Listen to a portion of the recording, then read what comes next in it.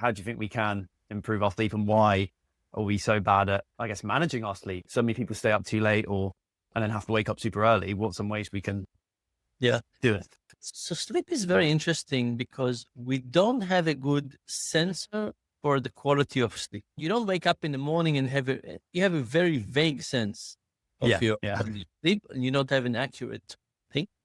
And then of course, sleep toll takes a while to show up.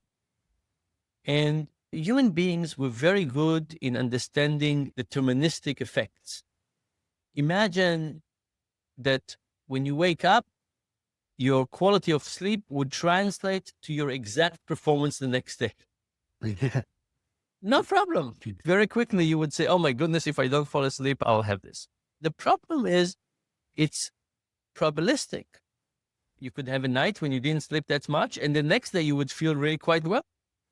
And you could do the opposite. You could have a night where you went to sleep early and the next day you feel sluggish.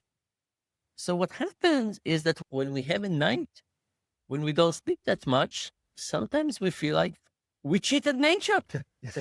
Look at me. I managed. I stole 3 hours last night. I was effective at night at work. And today I'm just drinking coffee, but it's not just as effective. So we are very good in deterministic models. You come to a room, you turn the switch, light comes up. What would happen if you turn the switch up and light would comes up 55% of the time? We would get very confused.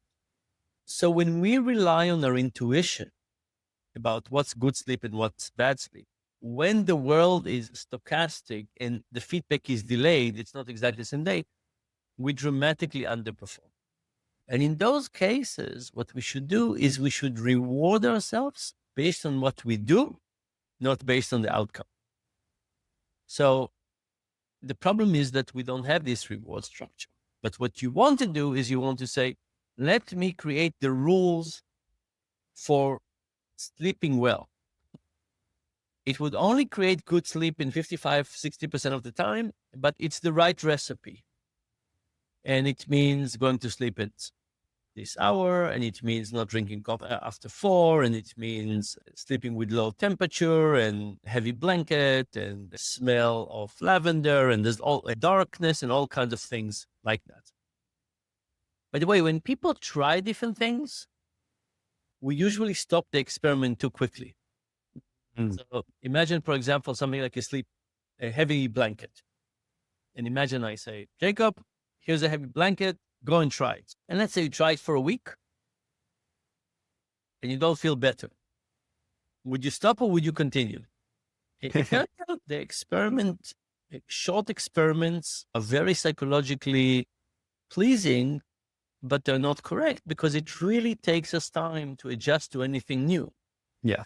I say low temperature, take some time to get used to it.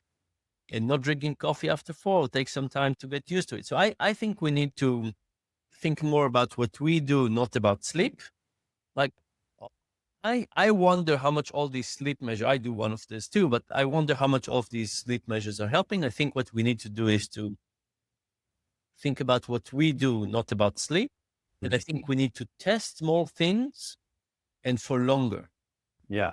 And is the reason why we do it so short and we give up so quickly, is that partly just because of the way dopamine acts? So if we don't get that dopamine hit, then we give up. It's about our intuition. Think about almost everything in life. How quickly we think we learn something.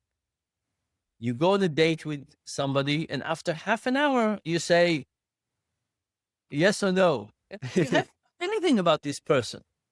How dare you make a judgment after half an hour? But we all trust our gut feeling. I try heavy blanket for 2-3 nights. Nothing happens. I have a very hard time saying, let's continue anyway to try this because something would change. But we need to do those experiments. When people have allergies, for example, the way it used to work out is doctor used to say, stop eating everything and then eat one more thing every 2 weeks. Strawberries, add strawberries. Don't do anything else. But we need that discipline for trying new things.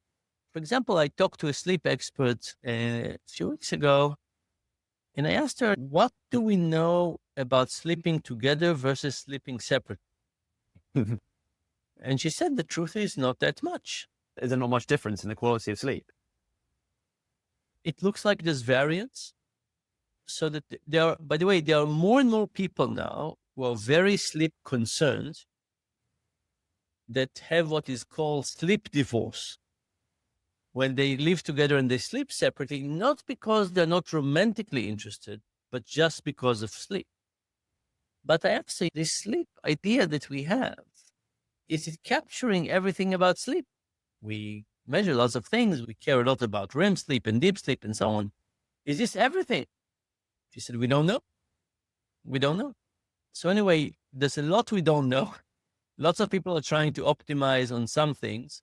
I think we don't do experiments for long enough, and we reward the outcome, not the process. And how long should we do these sleep experiments for, ideally?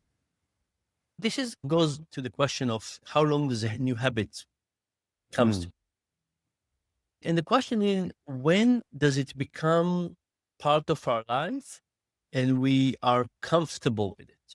Sleeping with a heavy blanket takes a little bit of time because it's different and you have to adjust and you might not be able to turn around and so on in the same way. Sleeping in very dark light, relatively easy. Sleeping with a low temperature takes a while to get used to it, what blanket would fit and so on. Stopping drinking coffee at 4, let's say, takes a while to get used to it. So it's not the one answer fits all. It's really a question of how long does it take us to feel comfortable with something and fully adjust to it. But if you say 3-4 weeks, that's probably long enough for most things.